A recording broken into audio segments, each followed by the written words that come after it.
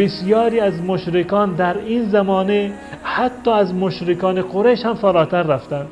خداوند متعال در قرآن کریم صراحتا نقل قول کرده و بیان می کند که اگر شما از مشرکان مکه، ای پیامبر، اگر از مشرکان بپرسی که آسمان را کی آفریده، زمین را کی آفریده، کی از آسمان آباران نازل می کند، کی شما را رزق می دهد، رازق شما کی هست و چه کسی زنده می کند و می میراند، در قرآن آمده که صراحتا آنها اعتراف می کردند که تمام این کارها را فقط خداوند متعال انجام می دهد. هیچ مشرکی در طول تاریخ و در صدر اسلام معتقد به این نبوده که زمین را یا آسمان را فلان بت آفریده، یا این که زمین و آسمان را و جهان هستی را فلان بت مدیریت می کند، بلکه معتقد بودند که مدیر و مدبر جهان، خالق و آفریدگار جهان فقط و فقط الله متعال هست. اما امروزه می‌بینیم که بسیاری از کسانی که ادعای ایمان را دارند، ادعای اسلام را دارند، میگویند که مدیر و مدبر جهان هستی مثلا فلان امام هست یا فلان امامزاده هست، که این در واقع یک شرک محض هست و متضاد با آیات قرآن کریم هست و یک شرکی هست اضافه و بالاتر از شرکی که مشرکان مکه در زمان رسول خدا صلی الله علیه و سلم داشتند. شبکه توحیدی ایمان زلال تقدیم می‌کند. بسم الله الرحمن الرحیم. الحمد لله رب العالمين. قال العلامة حجة الإسلام أبو جعفر الوراق الطحاوي بمصر رحمه الله: هذا ذكر بيان عقيدة أهل السنة والجماعة على مذهب فقهاء الملة أبي حنيفة النعمان بن ثابت الكوفي وأبي يوسف يعقوب بن إبراهيم الأنصاري وأبي عبد الله محمد بن الحسن الشيباني رضوان الله عليهم أجمعين، وما يعتقدون في أصول الدين ويدينون به رب العالمين. به نام و استعانت از الله بخشاینده مهربان. ستایش ویژه الله پروردگار جهانیان است.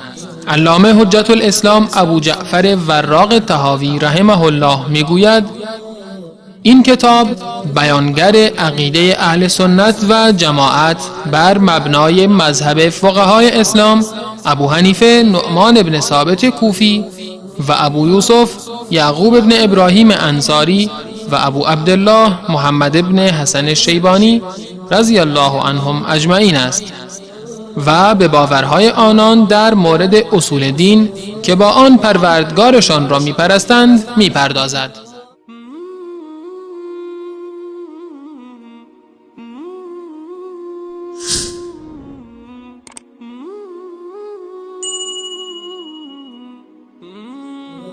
إن الحمد لله نحمده ونستعينه ونستغفره ونعوذ بالله من شرور أنفسنا ومن سيئات أعمالنا، من يهده الله فلا مضل له ومن يضلل فلا هادي له، ونشهد أن لا إله إلا الله وحده لا شريك له، ونشهد أن محمدا عبده ورسوله صلى الله عليه وعلى آله وصحبه اجمعین. بینندگان عزیز و ارجمند، السلام علیکم و رحمت الله و برکاته. در جلسات قبل که خدمت شما عزیزان بودم، مطالبی رو درباره اهمیت کتاب عقیده طحاویه و جایگاه آن در میان علما و اندیشمندان مذاهب اهل سنت و الجماعت و همچنین مطالبی رو درباره اهل سنت و الجماعت و ویژگی اعتقاد اهل سنت و الجماعت خدمت شما بیان کردم. در این جلسه به توفیق خداوند متعال می‌پردازیم به شرح یک مقطعی از عبارات حضرت علامه امام ابوالعز حنفی رحمت الله علیه. همان گونه که قبلا من عرض کردم خدمت شما، مصدر و منبع عقیده اهل سنت و الجماعت خاصتا در باب اعتقاد مبتنی بر قرآن هست، یعنی نخستین مصدر و منبع ما در اعتقاد قرآن کریم هست و بعد از قرآن سنت رسول الله صلی الله علیه و سلم هست. هر چیزی را که در قرآن آمده یا در سنت رسول خدا صلی الله علیه و سلم بیان شده، ما بدون چون و چرا به آن ایمان داریم و معتقد به آن هستیم. و مصدر و منبع سوم اعتقادی ما اجماع صحابه و تابعین هست، مسلمانان صدر اول اسلام که توسط رسول خدا صلی الله علیه و سلم تأیید شدند و به عنوان خیر القرون معرفی شدند. با این بیان این نتیجه رو میگیریم که در باب عقیده ما مقلد هیچ کسی نیستیم. حضرت امام مالک رحمت الله علیه یک مقوله‌ای دارند و میگوید که کل یؤخذ من قوله و یرد الا صاحب هذا القبر. اشاره میکند به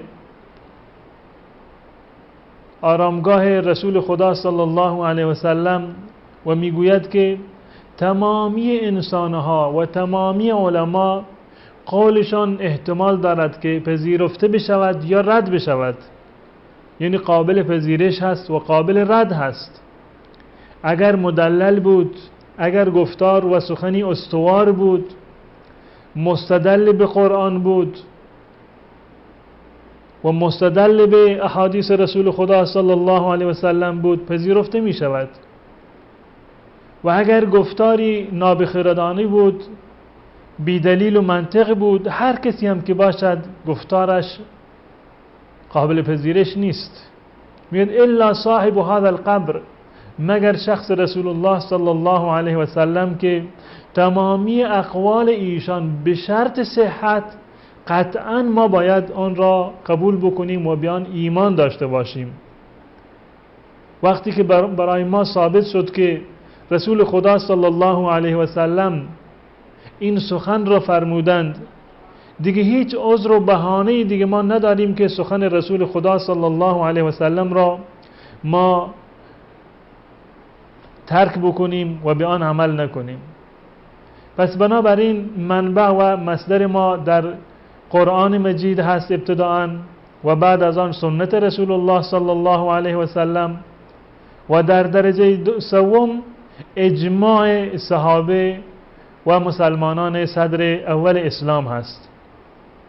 بنابراین هر شخصی که در باب عقیده سخنی گفته باشد که سخنش مستدل نباشد، مورد اتفاق در میان امت اسلامی نباشد، مخالف با آیات قرآن یا احادیث رسول خدا صلی الله علیه و سلم و سخنان و اجماع سلف امت باشد، از دیدگاه ما آن سخن رد هست، مردود هست و قابل پذیرش نیست، گوینده آن هر کسی که باشد. زیرا در باب عقیده ما پیرو و متبع قرآن و سنت و اجماع صحابه رسول خدا صلی الله علیه و سلم هستیم. با این تعبیر و با این بیان می رویم به سراغ اصل کتاب. علامه ابو جعفر طحاوی رحمت الله علیه در ابتدای کتاب بعد از حمد و ثنای خداوند متعال می فرماید: هذا ذکر بیان عقیدة اهل السنة والجماعة على مذهب فقهاء الملة ابي حنیفة النعمان بن ثابت الكوفي و ابي يوسف يعقوب بن ابراهيم الانصاري و ابي عبد الله محمد بن الحسن الشيباني رضوان الله عليهم اجمعين و ما يعتقدون من اصول الدين و يدينون به رب العالمين. که این مقطع رو من در جلسات قبل خدمت شما ترجمه کردم و معانی و مفهوم آن را و نکات آن را خدمت شما بیان کردم.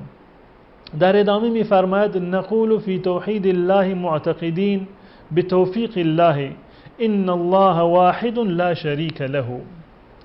می‌فرماید که ما میگوییم درباره توحید خداوند متعال با استعانت از خداوند متعال و با توفیق خداوند متعال ما میگوییم که در باب توحید ما معتقد به این هستیم که ان الله واحد، خداوند متعال یگانه هست، واحد هست، لا شریک له، که خداوند متعال هیچ گونه شریک و همتایی را در واقع ندارند. حضرت امام طحاوی مانند بسیاری دیگر از علمای اهل سنت و الجماعت که در باب عقیده کتاب نوشتند، این کتاب را آغاز کردند با توحید خداوند متعال، همان گونه که توحید اولین دعوت انبیا بوده، رسالت تمامی برگزیدگان و پیامبران الهی بوده، مهمترین دعوت پیامبران بوده، اولین و آخرین خواسته و مطلوب از انسان همین توحید هست. بین خاطر در کتابهای اهل سنت و الجماعت، چه بسا در کتابهای حدیثی اهل سنت و الجماعت هم نخستین باب این باب هست، در باب اعتقاد از آن بحث می شود و درباره توحید خداوند متعال. و از آنجایی که در باب عقیده و در مباحث اعتقادی اولین مبحث بحث توحید هست، بسیاری از علما علم عقیده را توحید نامیدند. علم توحید یا علم عقیده در واقع همین یک علم هست. در اینجا می‌فرماید نقول فی توحید الله معتقدین بتوفیق الله. علمای اهل سنت و الجماعت هر چی را که دارند از خداوند متعال دارند و هر کاری را که می‌کنند به توفیق خداوند متعال انجام می‌دهند. در اینجا هم علامه ابوالعز حنفی میگوید به توفیق الله، آنچه را که من می نویسم و در اینجا بیان می کنم در واقع با توفیق خداوند متعال هست. این از زحمت و تلاش من نیست، از زیرکی و علم و فراست من نیست. این به خاطر توفیق خداوند متعال هست که مرا موفق گردانیده که این کتاب را و این مطالب را برای شما بیان بکنم. می‌فرماید ان الله واحد لا شریک له. این جمله یک جمله بسیار پر محتوا و پر معناست. ان الله واحد لا شریک له، همانا خداوند متعال یگانه هست و همتایی را ندارد. یعنی این که خداوند متعال یگانه هست در چی؟ از بسیاری مردم وقتی که میپرسیم که توحید یعنی چی، در پاسخ میگویند که یعنی این که خدا یکی هست.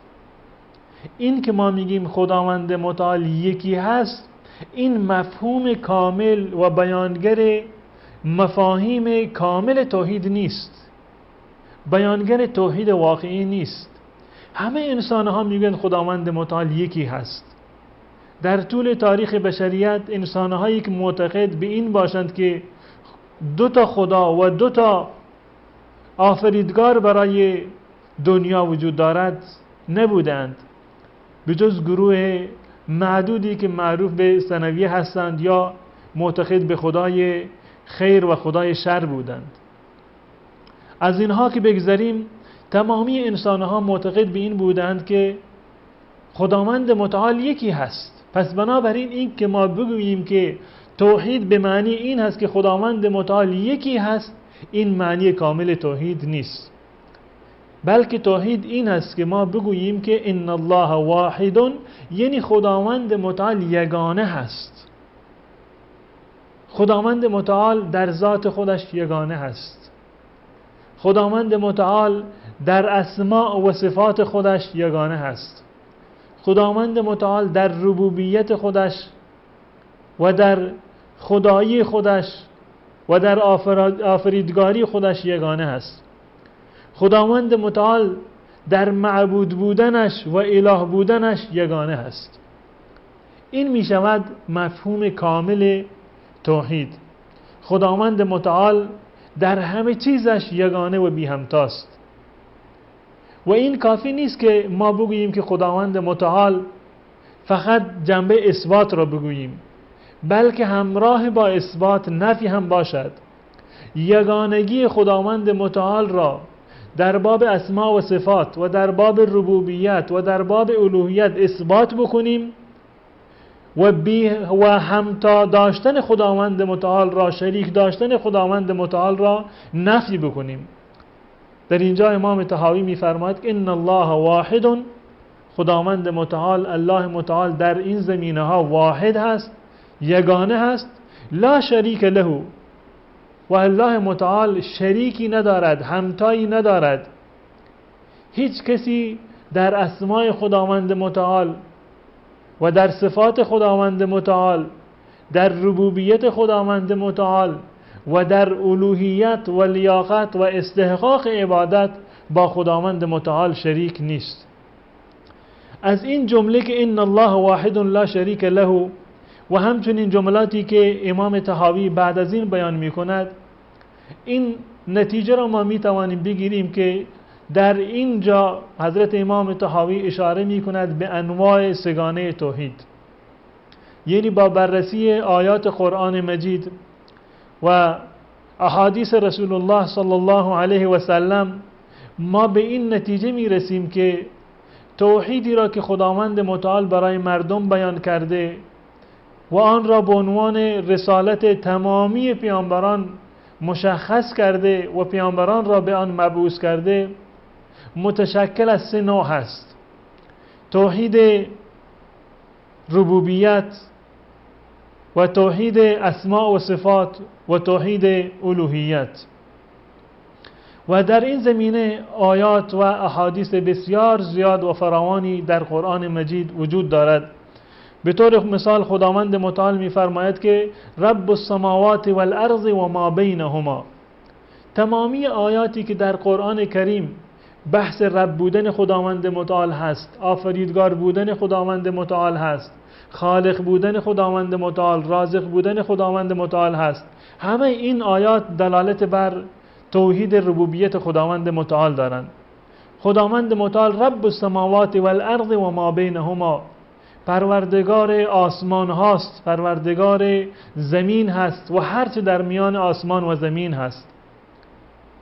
و در یک آیه خداوند متعال تمام این انواع سگانه توحید را یک جا جمع کرده که این آیه در سوره مریم هست که خداوند متعال می‌فرماید رب السماوات والارض و ما بینهما، خداوند متعال پروردگار آسمان ها و زمین و هرچه در میان آسمان و زمین هست، خداوند پروردگار همه هست.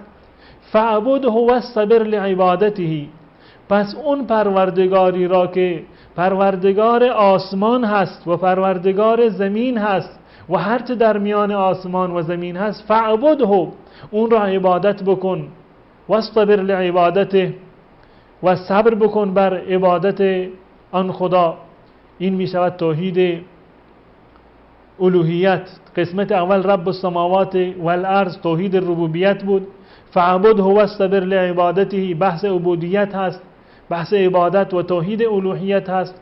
قسمت آخر این آیه بحث توحید اسما و صفات خداوند متعال هست که می‌فرماید هل تعلم له سمیا، آیا کسی را میشناسی که سمی خداوند متعال باشد، هم نام خداوند متعال باشد، برابر با خداوند متعال و در سطح خداوند متعال باشد؟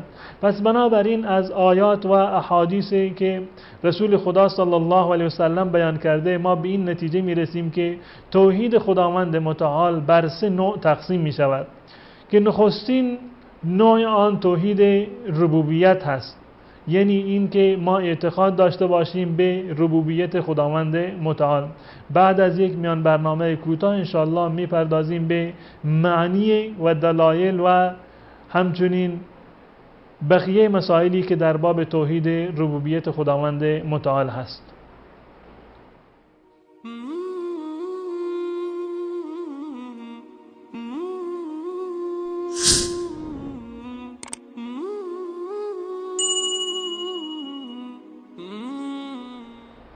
خدمت شما عزیزان من عرض می کردم درباره توحید ربوبیت خداوند متعال که برگرفته از این گفته علامه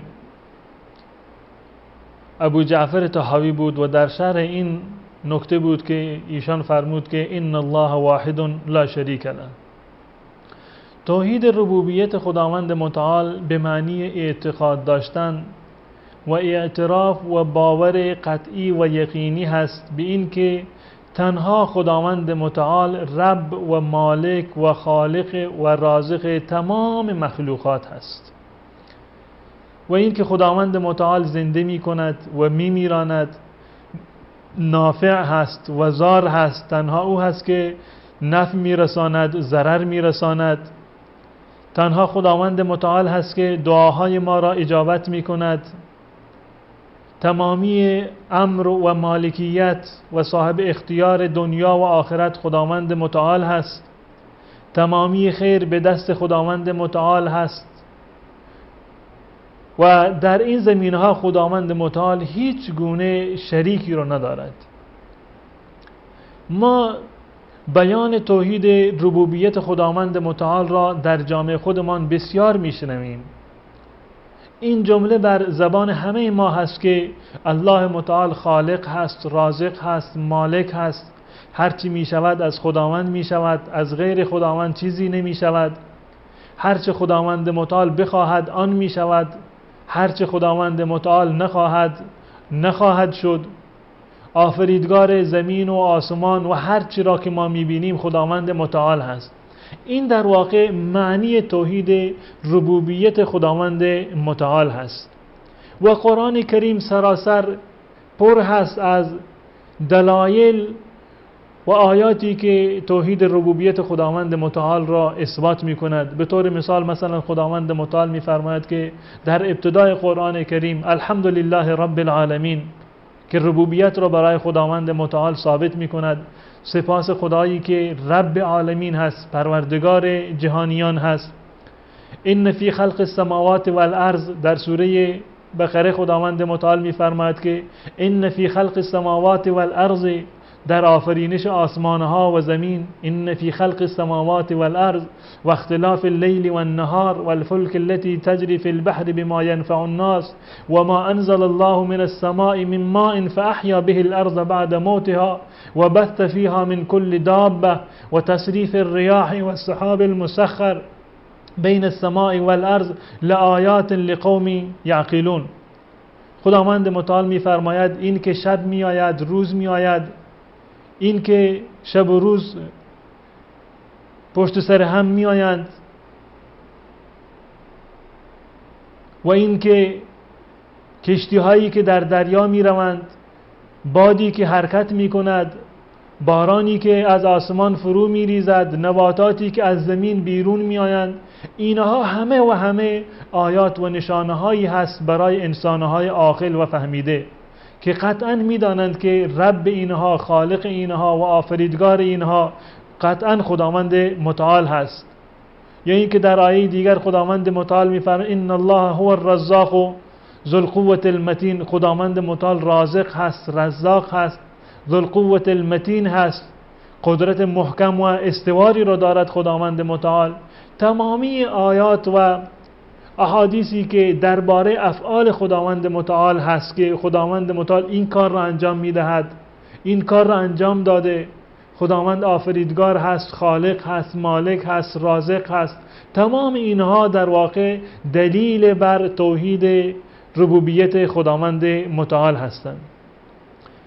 از این آیات قرآن که بگذریم، این ربوبیت خداوند متعال، آفریدگار بودن خداوند متعال، این که خداوند متعال آفریدگار هست، خالق هست، رازق هست، مالک هست، آسمانها را خدا آفریده، زمین را خداوند متعال آفریده، انسانها را خداوند متعال آفریده، این مسائل یک مسائل فطری هست که در سرشت انسان وجود دارد.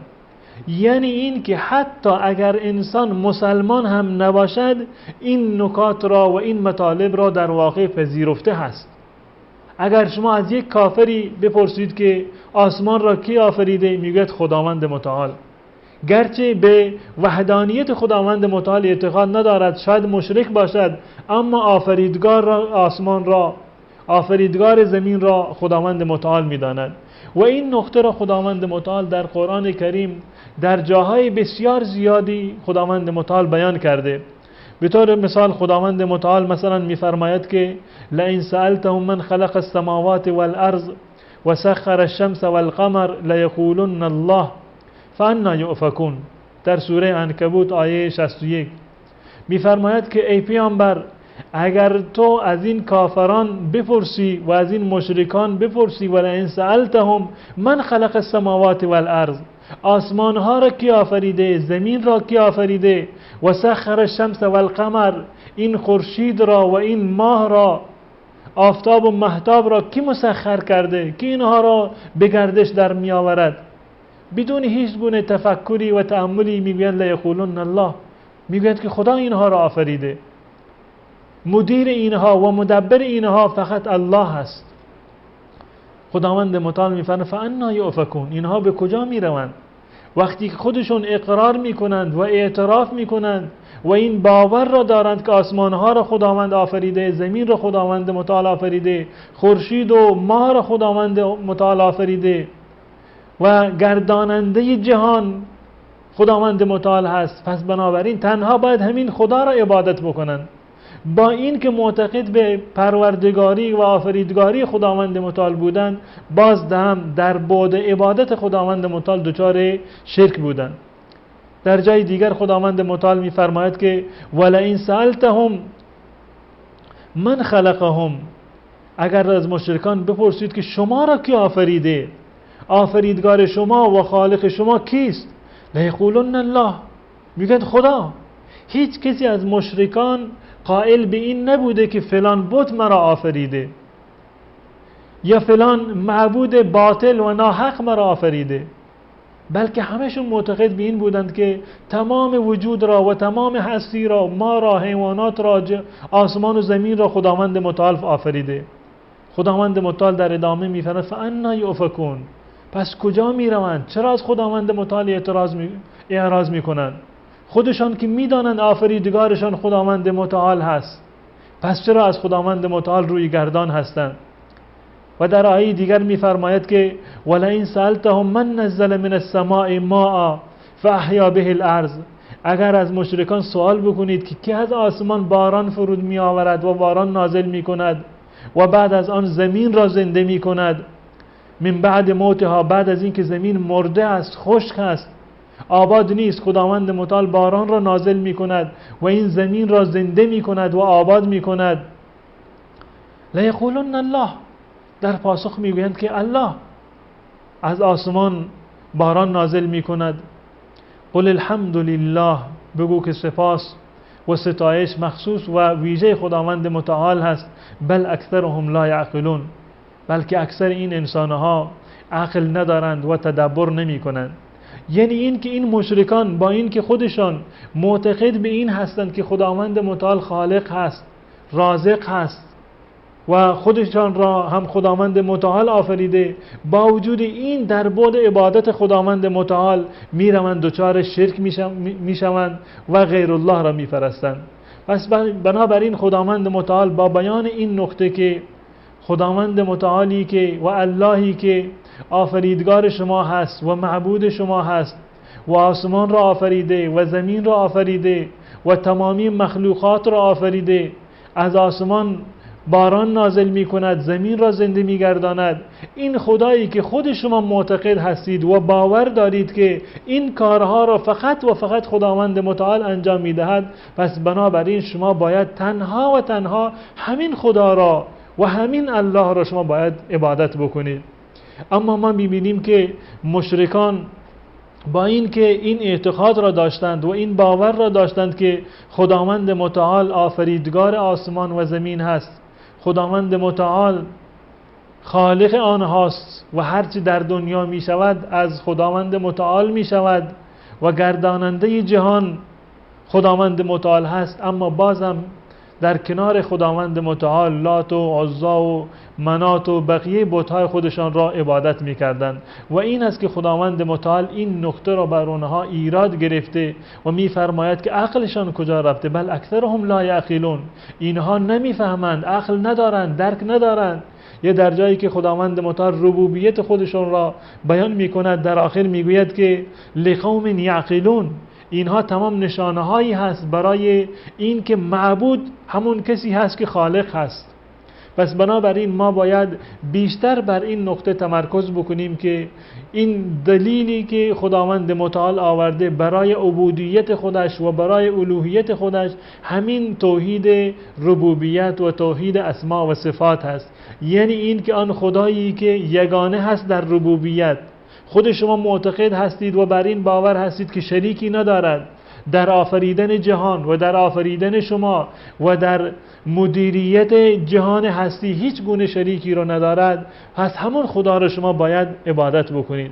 اما متاسفانه میبینیم که بسیاری از مشرکان در این زمانه حتی از مشرکان قریش هم فراتر رفتند.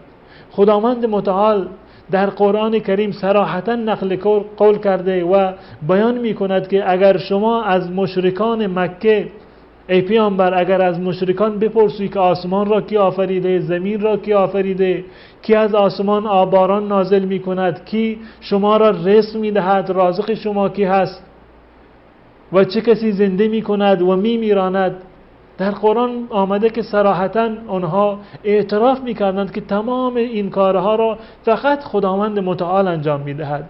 هیچ مشرکی در طول تاریخ و در صدر اسلام معتقد به این نبوده که زمین را یا آسمان را فلان بت آفریده، یا این که زمین و آسمان را و جهان هستی را فلان بت مدیریت می کند، بلکه معتقد بودند که مدیر و مدبر جهان، خالق و آفریدگار جهان فقط و فقط الله متعال هست.